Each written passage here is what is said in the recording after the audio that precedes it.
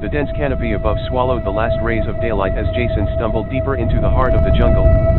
He had been separated from his expedition group 2 hours ago, his compass behaving erratically, leading him astray. Now, alone in the suffocating silence of the Amazon, he felt an eerie presence watching him, something far older and more malevolent than any of the wild beasts that lurked in the underbrush. Night came swiftly, plunging the jungle into pitch darkness.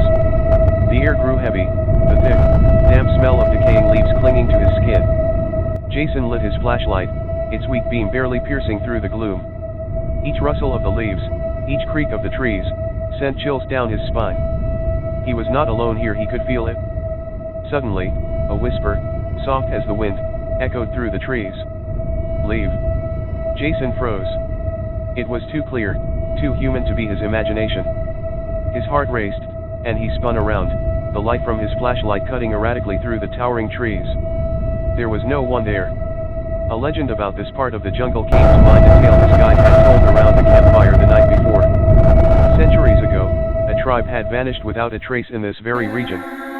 The villagers spoke of ancient spirits, vengeful and bound to the land, hunting anyone who disturbed their sacred ground. Jason had laughed it off at the time, dismissing it as folklore, but now the weight of that story pressed on him like the humid air.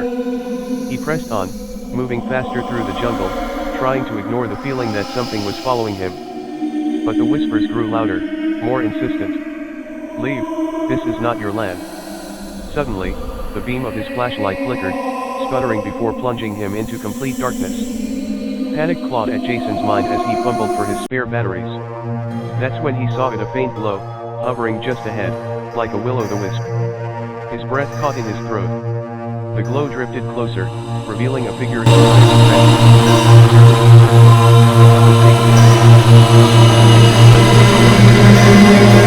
expression of anguish. Jason stumbled back, tripping over a root. The figure moved closer, and with it came the unbearable cold, as if the very life was being sucked from the jungle itself. "Leave." The voice whispered again, now directly in his ear. He scrambled to his feet and ran blindly through the jungle, branches tearing at his clothes and skin. The whispers followed him, growing louder, more frantic, until they became a cacophony of voices, each more tortured than the last. Just when Jason thought he could run no further, he burst into a small clearing, panting and drenched in sweat. The whispers ceased. The jungle was deathly silent once more. But as he caught his breath, he realized the clearing was not empty. In the center stood an ancient stone altar, covered in vines and moss. Scattered around it were remnants of bones, human bones. And above the altar, carved into the trees, were symbols he couldn't understand, but their meaning was clear enough. This was sacred ground. The spirits were real, and he had trespassed. Behind him, the whispers began again, but this time, they weren't warning him to leave. They were welcoming him to stay. Forever.